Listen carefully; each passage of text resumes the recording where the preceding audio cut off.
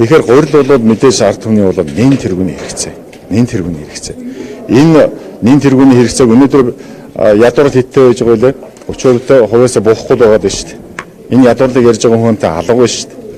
За өнөөдөр ихэд одоо гудамжинд бас нэг бослог тэмцэлч одоо янз янзын хэлбэрээр болох гэдэг. Энэ юутай холбоотой? Ард иргэдийн амжиргааг бид нар одоо тодорхой хэмжээнд хайцсантай холбоотой байгаа дээ шүү дээ. Ядуурлалтай холбоотой асуудал байгаа дээ. Тэгэхээр нэн тэргүүнд бид нар гурилын өндөр үн тогтвортой байх бодлогыг барьж ээж энтэй таарсан уялдсан одоо арга хэмжээнүүдийг бол засгийн газар одоо улсын их хурлаас гаргаад өгчлөө засгийн газар авах хэрэгтэй байхгүй дээ. Энэ хоёр сайд нэг зүйлийг хэлсэн шүү дээ. Их хурлаас гаргасан тогтоолын 7-8 заалтаас ямар арга хэмжээ та нар одоо засгийн газар авсан юм бэ гэсэн нэг хариулт өгөөгүй шүү дээ.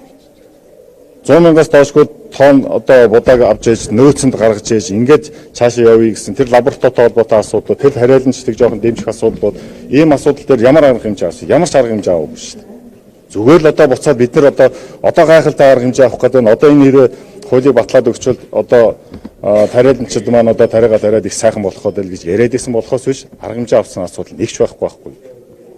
Саяхан одоо жишээ нь улсын их хурлаас улсын их хурл байнгын орооноос удирдамж өгсөн асуудлыг засгийн газар хэрхэн одоо хэрэгжүүлсэн бэ гэдэг ийм асуудлууд орж ирсэн. Манай байнгын ороон дээр бол тэрийг би шууд чаашин буцаасан. Яагаад гэхээр тэн дээр бол одоо 2 сар хурж ирээд босон болоогүй хэдхэн хариулаад байгаа.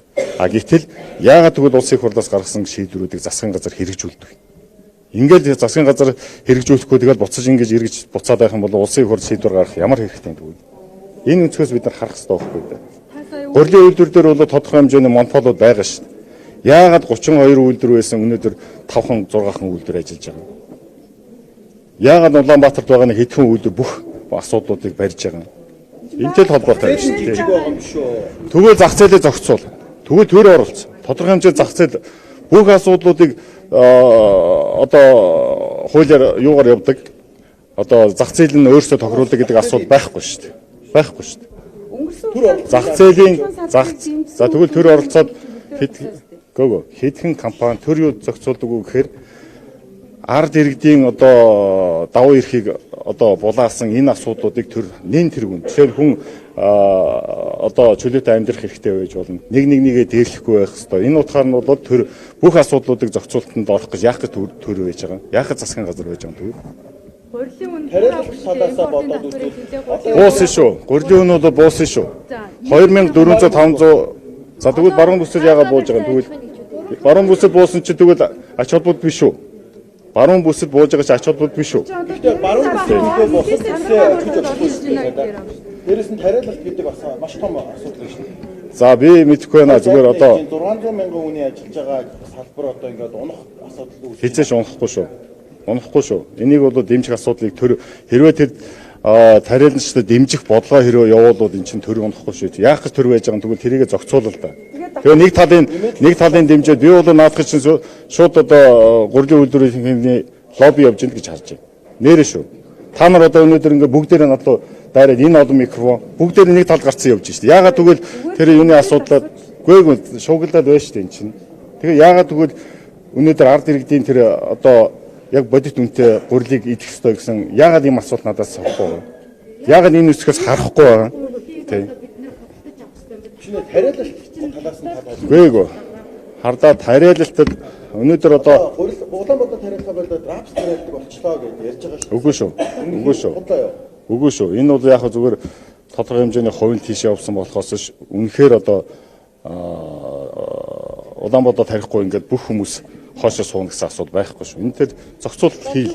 Зохицуулалтыг одоо цаашаа хэдий хэр хугацаанд үргэлжлүүлвэл үр дүнгээ өгөх вэ? За тэгээд тэрнгүүл одоо яг маань хүлээж хүмүүсийн тусгал бүх Монголд Улаанбаатар авч байгаа хүмүүс байхгүй болоход араб стресс бүгдээ ихсэн. Уг ягаад гэвэл хэцүү гарах гэснээр эргэлтэн урд байгаа. Би хэлээд нь шүү дээ. Зах зээлийн асуудал дээр тодорхой хэмжээнд төр орох ёстой шүү. Орох ёстой шүү. Зах зээлийг зохицуулах гэж би хэлээж дахин хэлээд. Тодорхой хэмжээний зохицуулалт байж ээж, төрийн зохицуулалт байж ээж энэ зах зээл чинь бас явах ёстой шүү. Түүнээсээс яг өөрсдийнх нь хэмжээнд одоо зах зээл өөрөөсөө тохируулдаг гэж явж байгаа бол өрсөлдөөн тохируулдیں۔ Тэгвэл өрсөлдөө энэ зах зээлийн шин тохируулдیں۔ Тэгвэл тэр өрсөлдөөнийг гаргачлаа. Гарах болцоог нь тэгвэл хангал да. Яагаад өрсөлдөөхгүй 5хан компанидэр бариад байгаа? Өрсөлдөх болцоог нь олгочих л доо тэгвэл. Оросын мега Тэрийн дэмжлэг үзүүлдэг. Бүх дэмжлэгүүдийг яахлаараа 5хан компани авч яадаг тэгвэл. Та нар тэрийг бодж үзсэн. Бүх дэмжлэгүүдийг яахлаараа 4-5хан компани авч яадаг тэгвэл. За тэгээ одоо дараагийн асуудлуудаа за хөдөө аж ахуйн сайд би бол одоо яг өнөөдөр хөдөө аж ахуйн сайд биш шүү дээ. Тий. хом компани одоо тэр чинь За би төрийн байгуулалтын байнгын орооны даргын хувьд төр дээр тодорхой хэмжээний нэгдүгээрт зохицуултууд байх ёстой гэж үзэж байгаа. Нэг.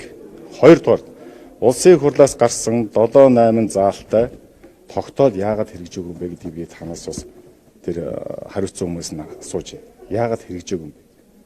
Нэгэнд улсын хурл хилэлцээд ажлын хэсэг гараад батлаад гаргаж ирсэн бол тэр одоо зах зээлийнхэнтэй бүгдэндээ уулзаад гаргасан юм бол энэ 7-8 одоо заалтаас яагаад нэгэн ч хэрэгжүүлээгүй, яагаад нэгэн ч татаж авч үзээгүй юм бэ гэдэг асуултыг би буцаад ирээд асууж байна шүү. За баярлалаа.